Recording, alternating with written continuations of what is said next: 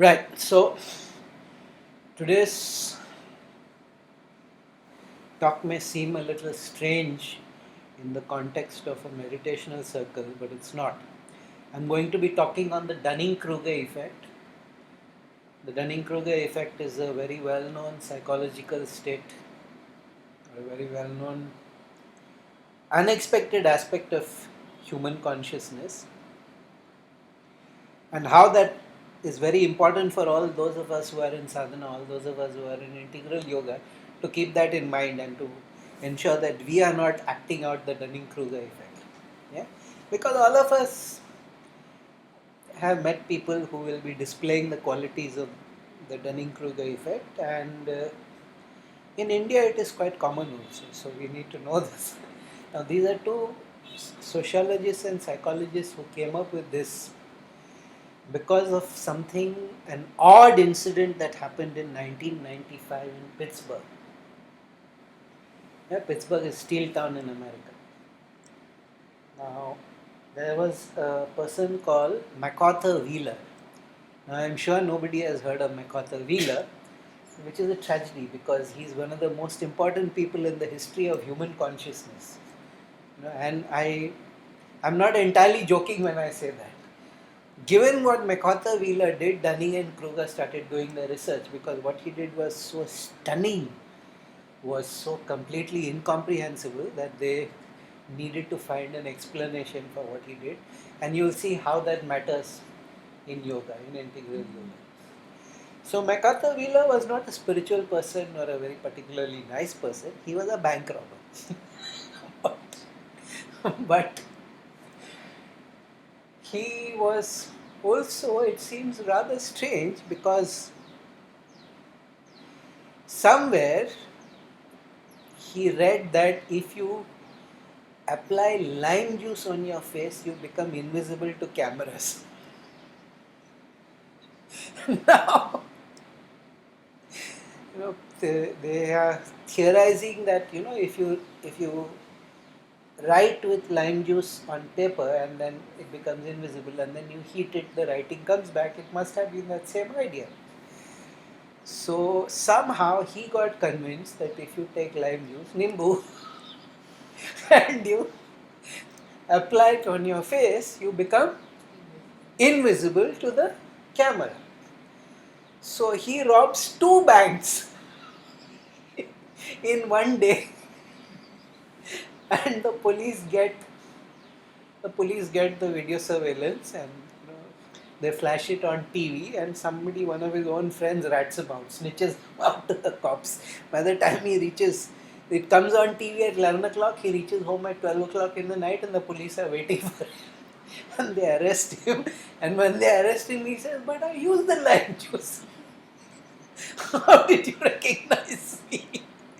So, like, what's this guy talking about? They're taking him for questioning, and they find out the story is much more insane than previously understood. He didn't just put the lime juice and go ahead on faith. He experimented with it. Now, this is one of those things, it's just too bizarre. It has to be true because it is so spectacularly bizarre.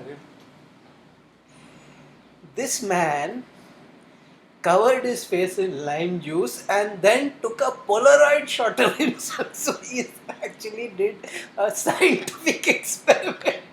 Here is the hypothesis. The lime juice makes my face invisible. Let me do the experimental procedure and confirm that it is true. Somehow he managed to take a Polaroid without his face in it. So he was convinced. Either he held it the wrong way, or there was something wrong with the film. Whatever happened, he's like, experimental procedure. That's right. The person robbing the bank with him had a mask on. This fella smiling into the cameras. So when this, the American TV and all, they all have dumb criminals of the week, things like that. So when this psychologist called Dunning, he heard, this is unbelievable. We need to We need to research this. So MacArthur Wheeler kicked off this entire school of research. They went and they checked with a lot of people and they came across some findings that stunned them, and Dunning actually got very upset with the findings. What they discovered was that in every population there is a percentage of people, it's usually about 5% of people, who are so terribly incompetent, who are so terribly stupid that they have no clue that they are incompetent, and they actually think they are doing pretty good work. They actually think they are doing awesome work. So colloquially, it is like this person is too stupid to know how stupid he is. They do not understand standards of performance. They do not understand standards of measurement. They do not understand what is quality work and what is rubbish work. If you show them quality work and you show them rubbish work, they cannot distinguish between the two. And they found out that it's very prevalent amongst people who cause a lot of accidents because they are poor drivers. And they found out one group of people cause many, many more accidents than almost anybody else. And they found out that those people fall into this 5% segment. If you show them videos of their driving and a person driving correctly, they really cannot distinguish the difference. They actually think that we are, and there are certain people with language difficulties that are, so this they found. So the implications of this were pretty ghastly for a person who spent his whole life in academia, because he's like, what this means is certain people are ineducable. You cannot teach them. The whole purpose is by teaching and training we can change people, we can improve people, we can transform people, and here we are with this shocking conclusion that there is always going to be a percentage of the population, and they discovered it's about 5%. They discovered it's about 5%, and those are the people who are not in ignorance, those are the people who are in delusion, and sorry, not even in delusion, even the state beyond delusion, where the deluded person, if you point out that you are deluded, they normally wake up and they understand it, or you show them why you think that. These people are in denial. They are at the deepest hopeless level where you cannot get to them. Now, there is a reason in India why we give so much of social value to film stars and to cricketers, because those are the only two professions where you live and die on your own merit. Who your father was does not matter there. Either you have managed it or you have not managed it. In the performing arts, because most people are ignorant about what is the quality of singing or dancing, you can fake it. It's a little bit more difficult in the visual arts.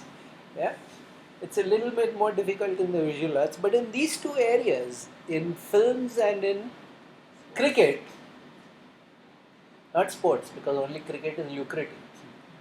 So in films and in cricket, it doesn't matter who your father was, it doesn't matter nepotism. This is the only place where the achievement is the actual achievement. This is the only place where the achievement is the. So we know that these people have earned. And when the achievement dries away, like what happened to Sehwag, he was consistently breaking the rules and he was bizarre, erratic brilliance. And then when the results dried up, we dropped him. So this is the only place where we understand justice and fairness. Either your movies are working or they're not working. There is no way around it. But Dunning got really upset with this because he had to rethink all his assumptions. He had to rethink all his. His fundamental ideas as to what is education and as to what is possible with human beings. Because anytime you say MacArthur Wheeler and and his invisibility juice. MacArthur Wheeler, that way, is therefore, like I said, one of the great heroes in the adventure of consciousness. No doubt in a negative sense, but still, they pushed this research a lot. They pushed it a lot, and they kept coming up against this one roadblock. They kept coming up against this one roadblock that certain category of people simply cannot be improved, not because they can't, but because they have a cognitive flaw. They can't see it. If you show them some rubbish that they have written and you show them a competently written piece, they cannot distinguish between the two.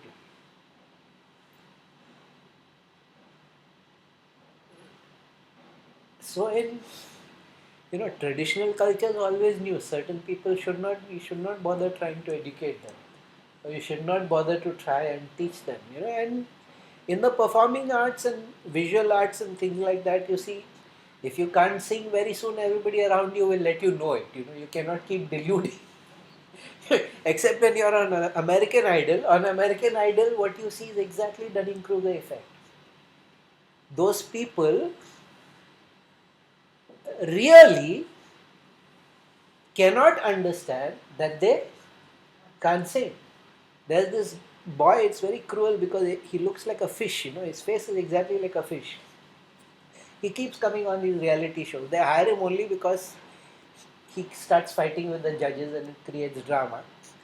So this was in the early days of American Idol when Simon Cowell was still there. He was like, I'm a superstar. And Simon Cowell, no, you're not. And you can't sing either. And he's like, no, I'm a superstar. Both my therapists have told me so.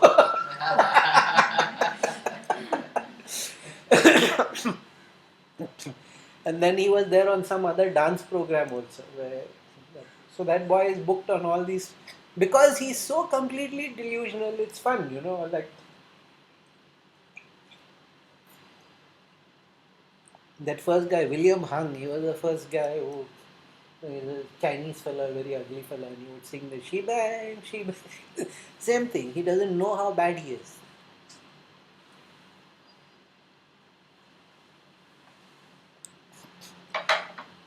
But this has terrible implications for so many things. All of us are currently thinking of a person we know who's exactly like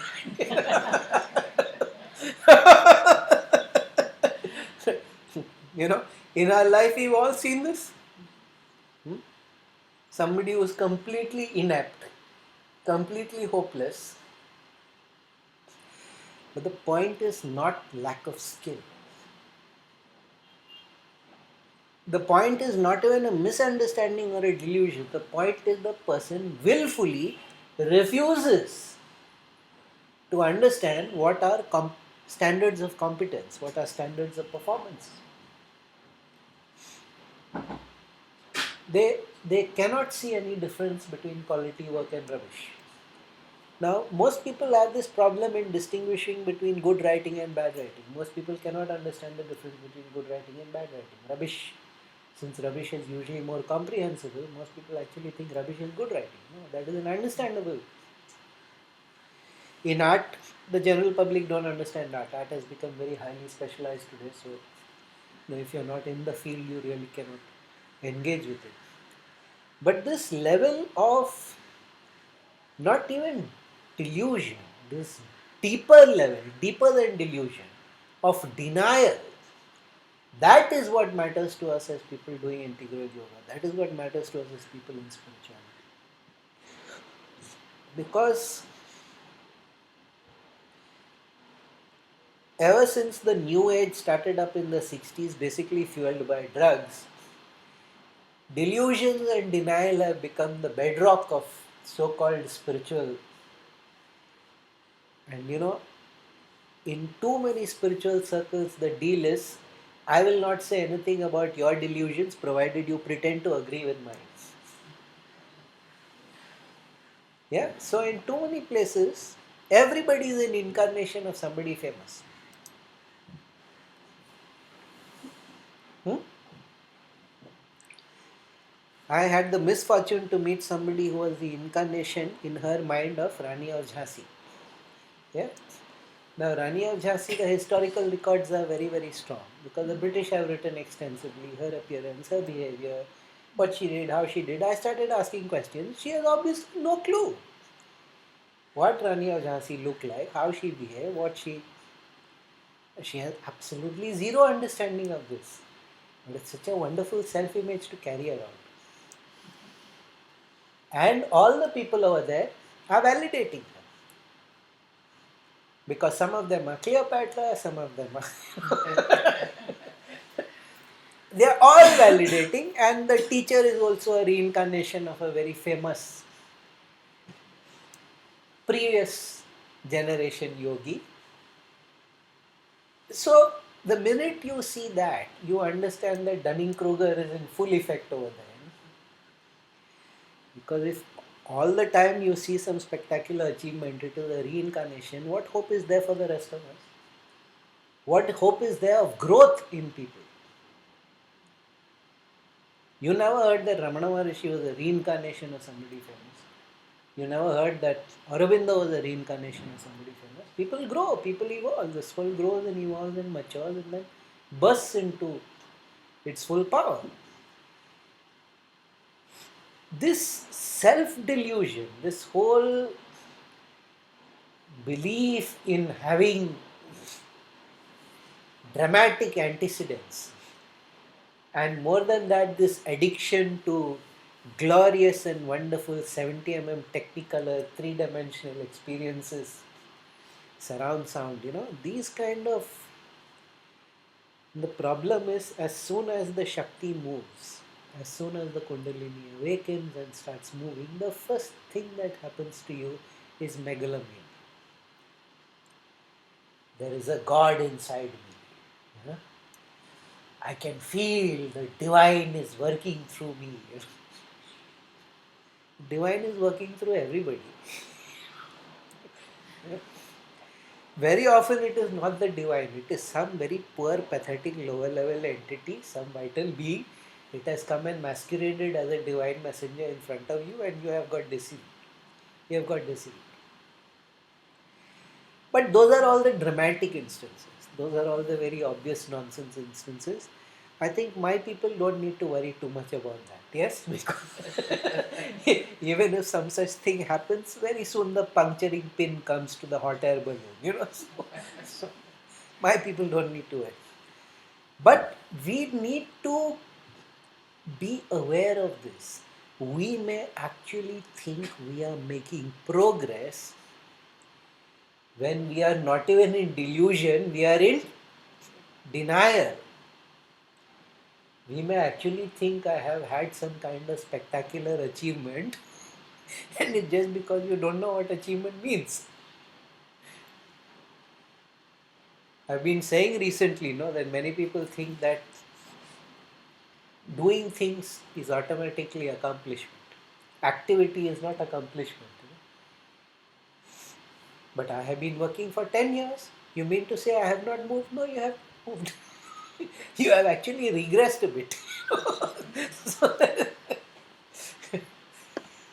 this sense of honesty, this sense of integrity, because our path is called integral yoga.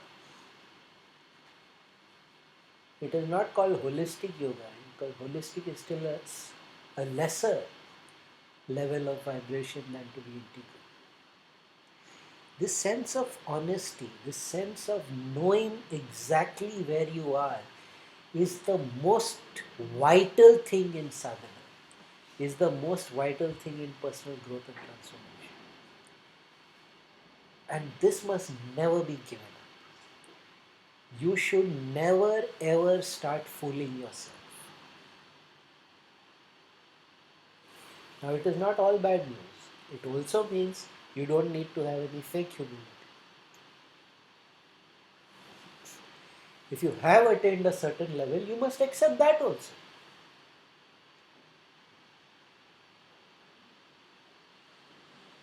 That is the other extreme. Where the person will keep pretending to be. There is no arrogance like that of a humble person. The humble brag, that's what the word is. The phrase itself is humble brag. But what do we do? Because when I also first read about MacArthur Wheeler, I was like, this man is a Maharishi come down to teach us, What kind of... I,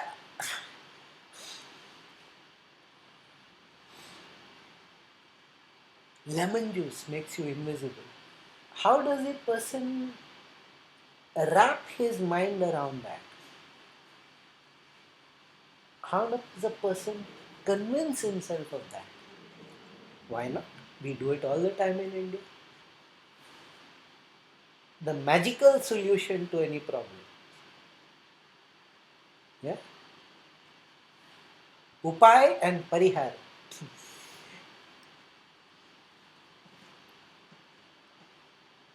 Work I'll have to do. You won't do for me.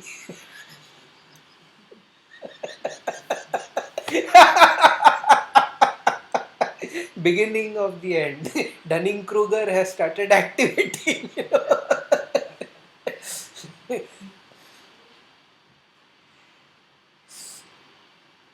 Because let's be really honest. Swami Vivekananda once famously said that when somebody has activation of the Kundalini, 85% of the people can't take it. They fall by the wayside. 15% of the people continue. Out of that, 5% go mad. Now remember, this is Vivekananda. He was the strongest vibration till Aurobindo came along. He was the strongest vibration in yoga. 5% go mad. 5% go into delusion. And 5% retain.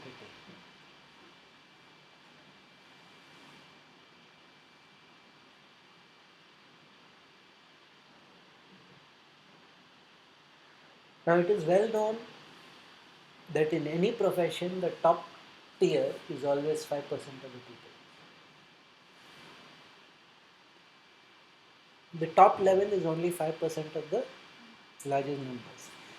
It's especially true in something, it's even less true in cricket, but it's very true even in the film industry, anywhere in the world. Only 5% of actors are working at any one given time. 95% failure rate, yet it is so glamorous and it is so attractive, it is so magnetic, because if you are in the 5%, the rewards are enormous. But even in a corporate field or anything, only 5% of people will make it through to the top. And to balance them out, there will be 5% of people in Dunning-Kruger. Complete. Some of them, Peter Principle, they keep rising and rising till they come to the level of incompetence. But Dunning-Kruger, you don't really need to go looking very far. No? You can just see, on a daily basis, you see so many people who don't have a clue. That is at a social level. But I am saying, we have to be careful. We have to be careful that we are not unconsciously falling into first delusion and then denial. Because the problem is when the Shakti moves, when the Kundalini moves, it comes with all sorts of blessings, it comes with all sorts of transformations, and very soon you have gone down some foolish pathway and you're stuck over there.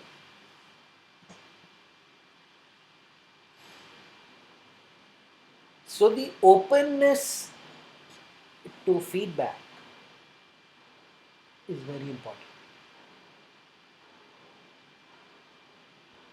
You need to have people you respect who can point out to you what is going on or what is not going on. There is a further problem there, because as you grow older and you start progressing, there are very few people who are equal to you.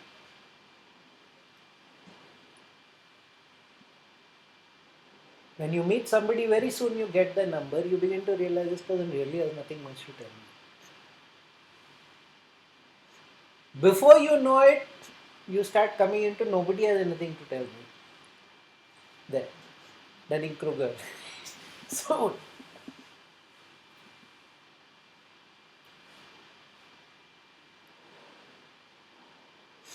I can tell you that my heart was chilled when I first saw this, because just the sheer peculiar turn that a human mind can take, that you can put nimbu pani on you, you can rub lemon juice on your face and think that makes you, given the kind of superstition and foolishness that we passes for spirituality in India, the kind of bizarre things that we keep believing all the time. We saw that same situation recently where that person just suddenly had a dream that there is buried treasure under the ground. And because one of his disciples happened to be a union minister, the Archaeological Survey of India is wasting time. That is not the worst thing. Okay, that is a bad enough use of time and resources. But people were quitting their jobs from all over India and going back to the native village because they had all told them, we are all going to become rich for life. You don't need to slog in Mumbai or Calcutta or Delhi or wherever, come back. And again, Dunning-Kruger, because the Gram Panchayat, the list of demands they made, these are not people in any touch with any kind of mental health or mental reality. We want a university, we want a stadium, we want a hospital. Every member in the family should be given a government job. One member of every family should be given a government job. If you looked at that list is an extraordinary demonstration of the Dunning-Kruger. They have absolutely no clue. They have absolutely no clue which reality they are inhabiting.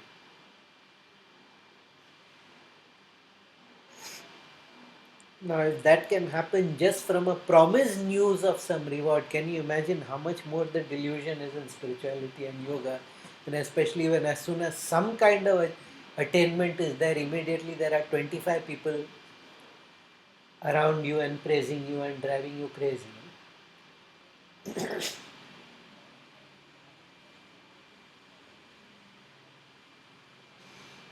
This is actually one of the most useful concepts I've ever heard in my life, but it's also one of the most depressing. Then I looked at it the other way, and no, it's actually wonderful because you got to keep monitoring yourself. Am I falling into the Dunning-Kruger delusion stage or denial stage? Am I falling into that as yet?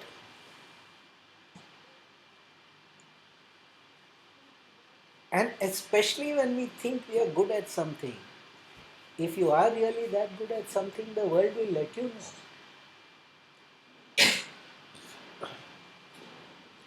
If you are the only person who says you're good at something, maybe you're not, and maybe you're in Dunning-Kruger. Could be that you're Nikolai Tesla and nobody had a clue what you were saying. It has taken the 21st century to acknowledge Nikolai Tesla's genius. Or Leonardo da Vinci, who was very famous failure in his lifetime.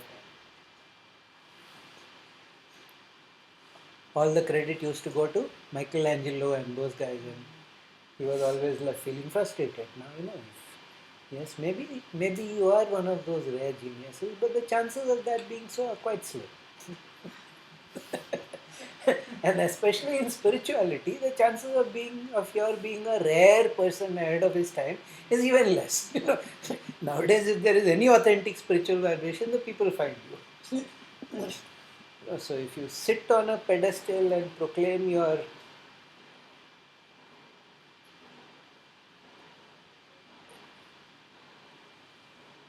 you cannot. I don't know how to express the intensity with which I feel this. That you cannot delude yourself if you are in spirituality. You have to know exactly where you are, the exact amount of work you have done, and what remains to be done. Self delusion, denial, any kind of projection, any kind of wishful thinking, these things are simply not possible. Not if you really wish to transform, not if you really wish to attain and become enlightened. But I posted on the Arya Yoga Sangha, that anybody who wishes to achieve great heights in spirituality has many tests and many examinations, and most people are only busy trying to bribe the examiner. Sri Aurobindo, because he also had people who he would tell them, do this, do that, and they would be like, we need to do, isn't it enough? We have come. Sharanagati of Aurobindo, is it not enough? And so it's obviously but now we have a name for it. Now we have that name for that insanity. It's called the Dunning-Kruger Effect. Dunning-Kruger Effect. So the next time you see that Dunning-Kruger.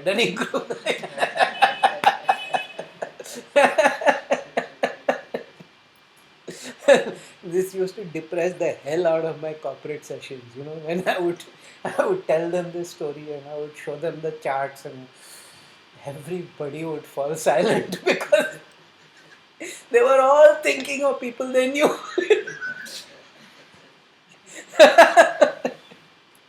But it's much worse in yogic circles. Much worse in new age circles. No, no Dunning-Kruger allowed. Okay? Sarvam Shame.